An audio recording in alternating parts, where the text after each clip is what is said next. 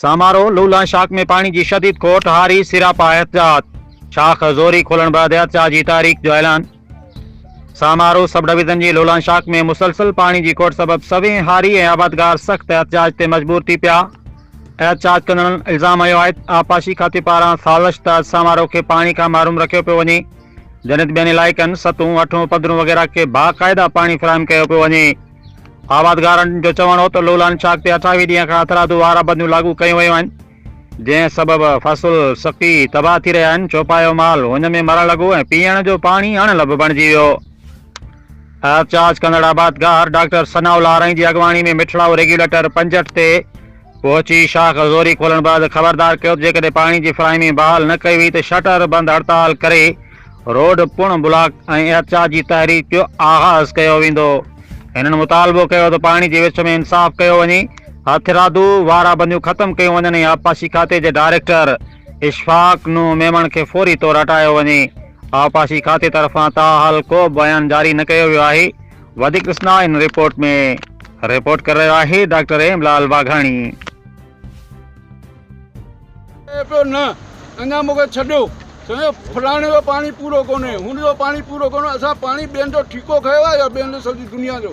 असांखे जेका ॿ एकड़ को पोखिया हुआ उहे सभु सड़ी नाश थी विया ऐं असांजो जेका पंहिंजो माल मवेशी मरे पियो। हिते जेका पीअण लाइ पानी कंहिं वटि कोन्हे, बेचण लाइ पानी कोन्हे, पर हीअ जेका आहे सो पंहिंजी इकठी लाहे वेठा आहिनि। समारोह खे सुकाइनि पिया, ॿियो कंहिंखे कोन। लोला शाख थी, छछ थी, हीअ जेके पवण वारियूं शाखूं आहिनि समारोह जी आहे, इन्हनि खे सुकाइनि पिया। ॿियो जेका हर हंधि 15 पियो खुले, किथे 8 पियो खुले, किथे 11 पियो खुले, उहो जेका खोले वेठा आहिनि। बाक़ी असां जेका ॾोह कयो आहे हिननि जो। इनशाला असांजो मुतालबो आहे त असांजी शाख बंदि न कई वञे ऐं जेका आहे सो वरी बि असीं जे हेॾां होॾां हिननि कई त हीअ रोड ब्लॉक कंदासीं ऐं समारोह शहर बंदि कराईंदासीं जेसीं मतिलबु SDO खां इंजीनियर खां शेड्यूल घुरियो त असांखे शेड्यूल ॾियण लाइ तयारु न आहिनि। हीअ ज़बरदस्ती बदमाशी में शाख 28 खणी पिया वञनि। हींअर बि शाख में अछी वारी बि उॾामे।